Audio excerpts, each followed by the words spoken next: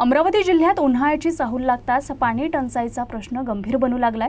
यंदा जिल्ह्यातल्या तब्बल 545 गावांना संभाव्य टंचाईचा सामना करावा लागणार असून प्रशासनानं यासाठी तब्बल 19 कोटी 7 लाख रुपयांचा आराखडा तयार केलाय। विशेष म्हणजे चिखलदरा तालुक्यातल्या 15 गावांमध्ये टँकरद्वारे पाणी पुरवठ्याचं नियोजन करण्यात आलंय। दरवर्षीप्रमाणे यंदाही जिल्ह्यातल्या अनेक गावांवर पाणी टंचाईचं संकट ओढवल्याची चिन्ह दिसतायत। संभाव्य टंचाई लक्षात घेता जिल्हा परिषदेच्या ग्रामीण पाणी पुरवठा विभागानं 19 कोटी 7 लाख 55 हजार रुपयांचा कृती आराखडा तयार केला असून 722 उपाययोजना प्रस्तावित केल्या आहे।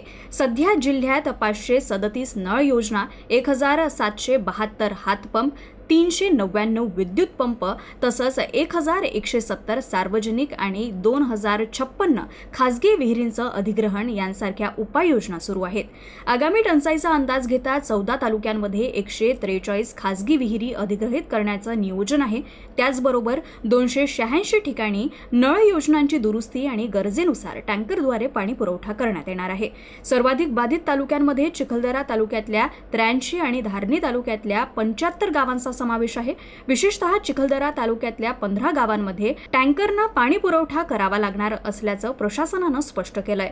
टंचाई निवारणासाठी मंजूर निधीच्या आधारे प्रशासन सज्ज झालं असून नागरिकांना पाणी टंचाईची झळ कमी बसावी यासाठी विविध उपाययोजना राबवण्यात येणार आहेत।